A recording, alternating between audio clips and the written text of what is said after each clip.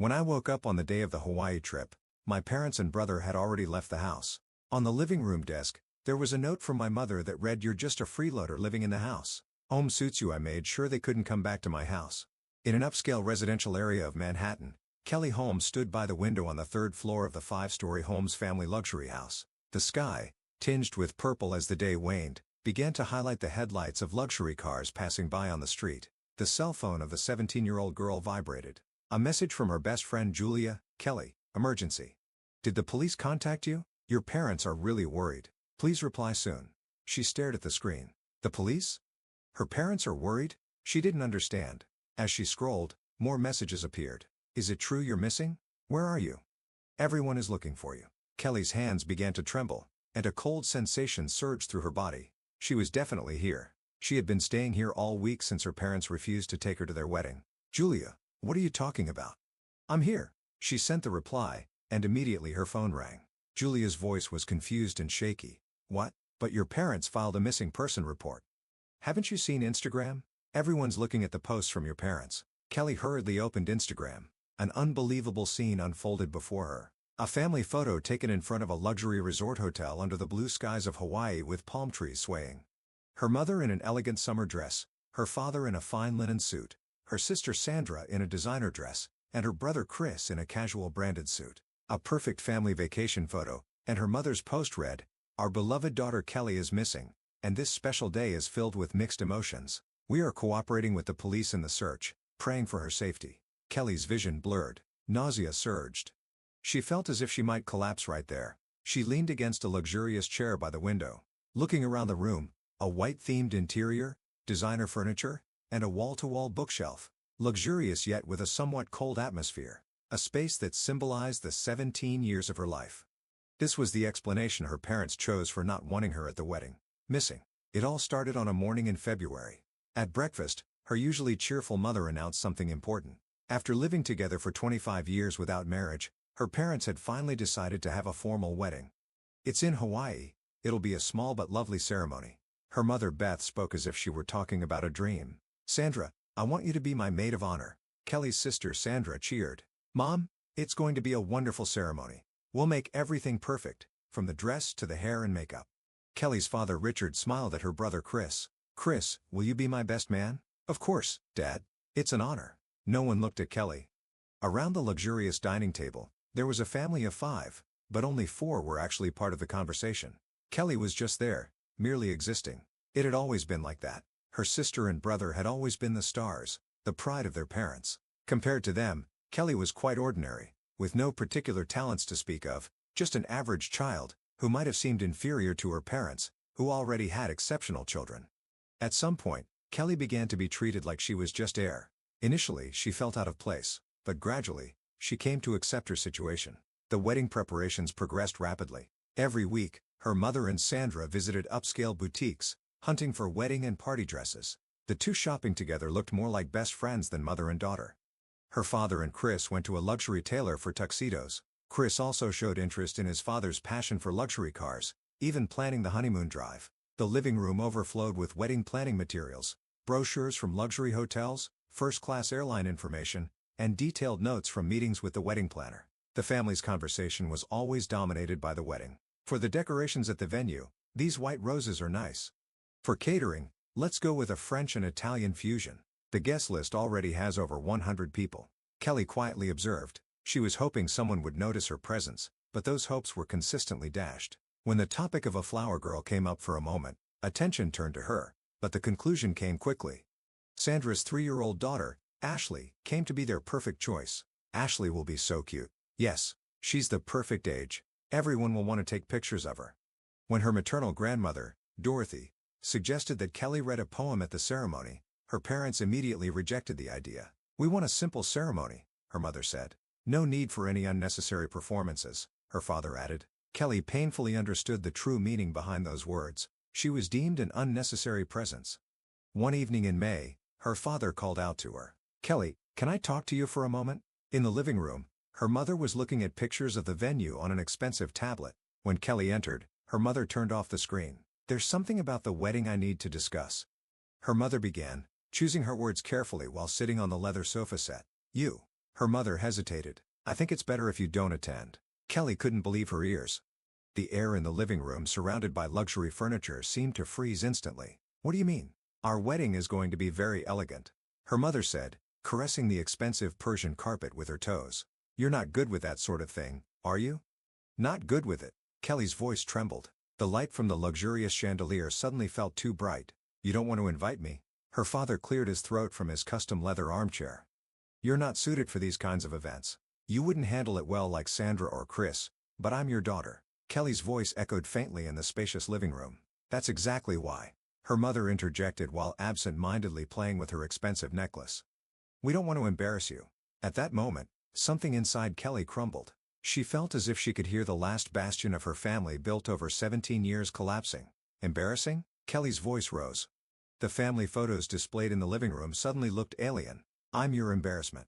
Not in that way. Her mother stumbled over her words, nervously touching her expensive bracelet. Then what do you mean?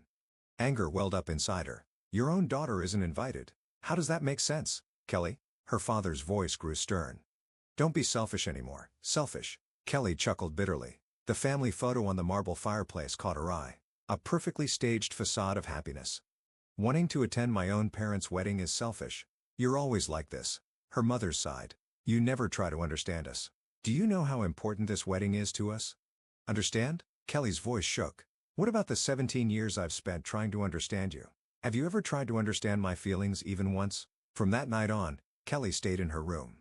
Within the expansive space, she felt herself becoming smaller and smaller. Luxurious furniture, designer lighting, and the latest audio equipment. Materially, she lacked nothing, but what was critically missing was love. Her meals were brought to her room by the housekeeper, Patty. Patty's gaze held sympathy, but she couldn't say anything. From her window, Kelly could see her family busy with wedding preparations. Her mother and Sandra returned home, arms laden with designer shopping bags. Her father and Chris went out in a luxury car for tuxedo fittings. Relatives and friends arrived one after another. No one knocked on Kelly's door.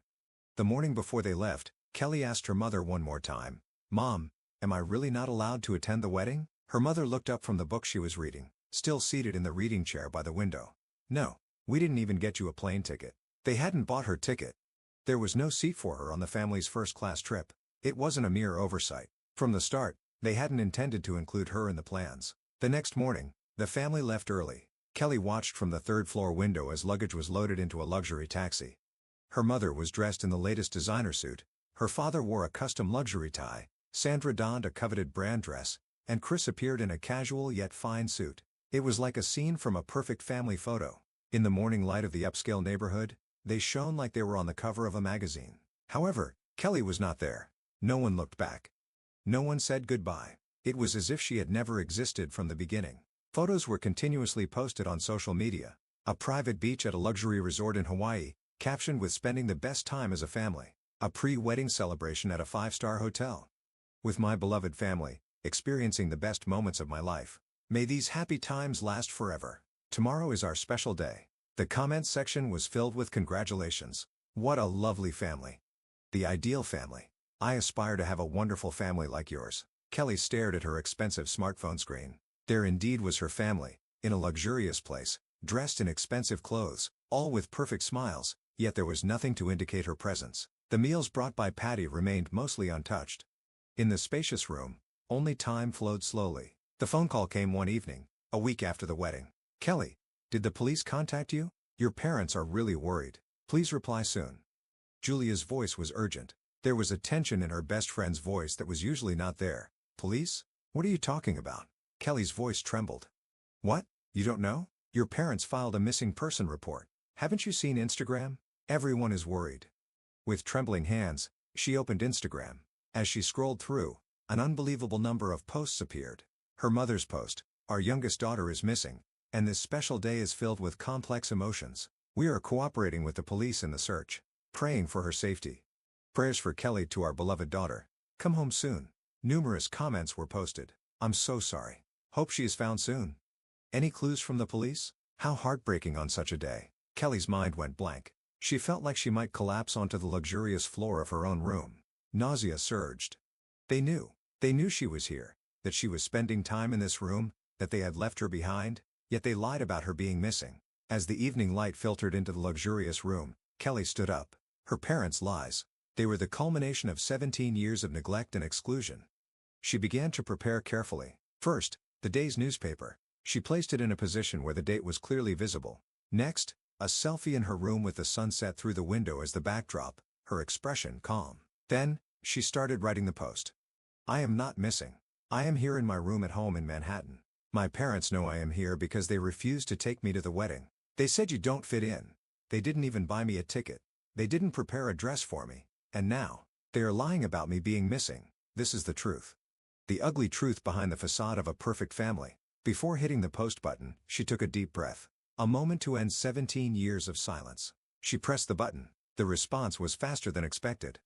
Within the first 30 minutes, comments and messages flooded in from friends and relatives. From friends: Kelly, is this true? Unbelievable. Too cruel. Do you need anything? How can I help? Messages also poured in from strangers. Kelly's post spread rapidly, accompanied by hashtags like erased daughter, fake family, moment of truth. The family's response was not delayed. 10 missed calls from her mother. The voicemails were frantic. Kelly, what are you doing? Delete this now. Think about our feelings. Messages also came from her siblings and father. After midnight, a call came. It was from her maternal grandmother Dorothy. Kelly. Her grandmother's voice was as warm as ever, yet that night, it carried a special strength. I've seen it all. The social media posts, the comments, and the missing person report. Tears streamed down Kelly's face uncontrollably. Grandma. You've done well. Her grandmother's voice was gentle. You've endured alone for 17 years. It's enough now. But I'm only 17, and my parents. Kelly's voice shook.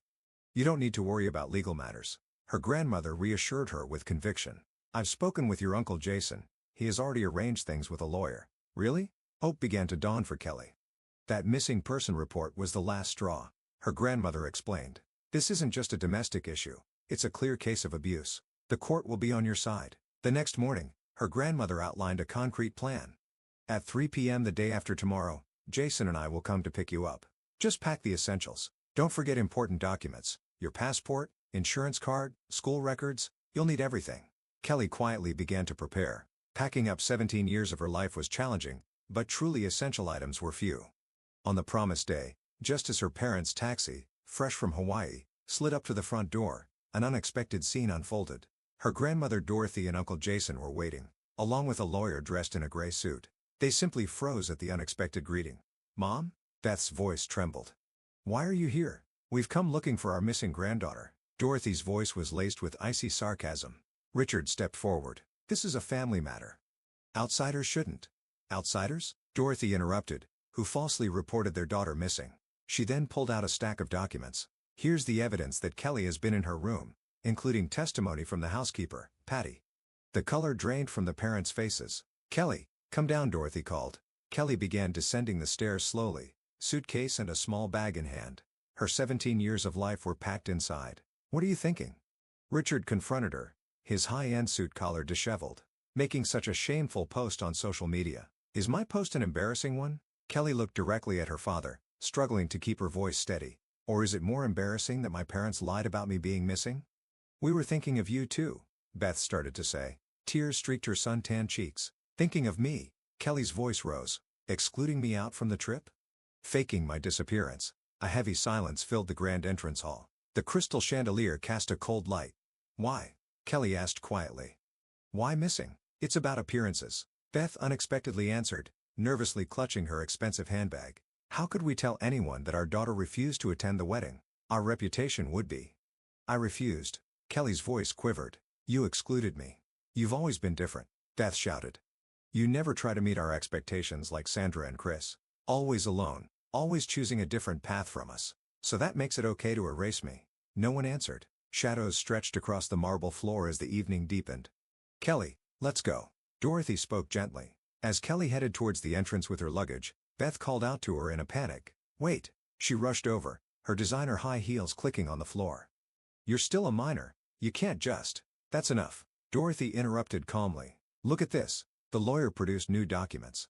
These are petition papers for the court. The lawyer's voice resonated. Evidence of abuse and neglect. False missing person reports on social media. It's all recorded. Are you trying to threaten us? Richard's voice was a low growl. It's not a threat. The lawyer continued evenly. It's a presentation of facts. We hope to proceed amicably from here. The parents were at a loss for words. A heavy silence fell in the ornately decorated entrance. Before heading to the taxi, Kelly turned back one last time. Her parents stood frozen at the entrance of the luxury house. Beth wiped her tears with a luxury brand handkerchief, while Richard looked off into the distance with a stern face. 17 years. Kelly's voice echoed quietly. In the 17 years of my life, have you ever truly seen me as part of the family? There was no response. Instead, the evening breeze was the only answer. The taxi started to move. Dorothy quietly held Kelly's hand. It's the beginning of a new chapter, Kelly. From the backseat window, the luxury house gradually became smaller. A place filled with 17 years of memories. A stage for a family that was perfect only in pretense. The place where she was erased. Tears streamed down her cheeks. But they were not tears of sadness. They were tears of liberation. The first step towards a new life. That night, Kelly's post became national news. Wealthy family alienates teen daughter. Modern family's darkness revealed through social media. The true voice of a missing girl. The hidden side of a perfect family image. There were requests for interviews from TV stations, newspapers wanted interviews, publishing houses offered book deals. However, Kelly turned them all down. She wasn't ready yet. She wanted to focus on reclaiming herself. Instead, she began to write. On her blog, she shared her honest feelings. I am no longer the erased one. This is the start of my new story. For those tired of playing the perfect family, you are not alone. St. Mary's High School was worlds apart from the private high school in Manhattan that Kelly had attended. There was no competition for brand-name goods. Instead, there were warm smiles and genuine words. On the first day, a classmate named Jessica approached her naturally. You're new, right? Want to have lunch together? Kelly hesitated for a moment. This was an act of kindness without any expectation of return, something she had never experienced before. Students who had seen her posts on social media did not pry unnecessarily. Kelly, look at this. One day during lunch, Jessica handed her the school newspaper. The literary club is looking for writers. Kelly was intrigued. She had always been good at writing, but her parents had dismissed it as a waste of time. Study business or law, they would say. Why don't you try? Jessica encouraged her. I think you have talent. From that day, Kelly began to write. It started with journal-like short pieces. Gradually, she moved on to stories and poems. By expressing her emotions through words, she felt the burdens inside her lighten. Her first short story in the school newspaper, The Voice of the Erased Girl, received more feedback than expected. A story of a girl ignored by her family and falsely declared missing. The true story presented as fiction drew remarkable attention. A girl raised to be invisible, breathing quietly under the mask of a perfect family, and the day she decided to raise her voice, she washed away the false label of missing with the truth. Kelly, this is an amazing piece, said Mizu Baker, her literature teacher, in a quiet voice. Your words have a soul. Kelly's story spread beyond the school. It was featured in local newspapers, recommended for literary awards, and shared widely online. Unexpected responses arrived. An email from her mother, Beth. I read it. For the first time, I might understand the weight of what we've done. Your words have opened my eyes. A message from her sister, Sandra. I never truly considered how you felt. We were so focused on playing perfect that we lost sight of what was important. I'm sorry. A letter from her brother Chris. We pretended not to notice. That was our greatest sin. Your courage exposed the falsehoods in our family. Kelly's story resonated with people she never expected. One day, a call came from an unknown number. Hello, is this Kelly? A calm woman's voice. I'm your father's sister. Your Aunt Megan. Kelly gasped. The aunt who appeared in only one family photo at her home. The one rumored to have been ostracized by the family. 20 years ago, I was also erased from the family. Megan's voice continued as someone who didn't fit the perfect family image. Back then, no one had the courage to speak up. The conversation with Megan gave Kelly a new perspective. The Holmes family has a tradition of erasing passed down through generations. Megan's voice held old pain. I wanted to be a painter, but it was deemed unsuitable for the family stature. I was opposed by our parents and denied by your father, and eventually, it was made to seem as though I had run away. Kelly took notes with trembling hands, the family's twisted tradition, invisible chains, and the stories of those who tried to break them. One day, the results from the state's Young Writers Contest arrived. Mizu Kelly Holmes, your work, The Erased Ones, The Truth Behind the False Missing Person Report, has been selected as the first prize winner in the high school category. She celebrated by hugging her grandmother. The story was also prominently featured in the local newspaper. And then, another unexpected response came. An email from her father, Richard. Congratulations, we failed to understand your talent. No, We chose not to understand. Trapped by the so-called tradition of the Holmes family, about Megan and about you. The email from her father continued. We were captivated by the illusion of a perfect family, only now do I realize how great the cost has been. Losing Megan and then you. Perhaps it was a curse-like chain within the Holmes family. A lengthy email also arrived from her mother.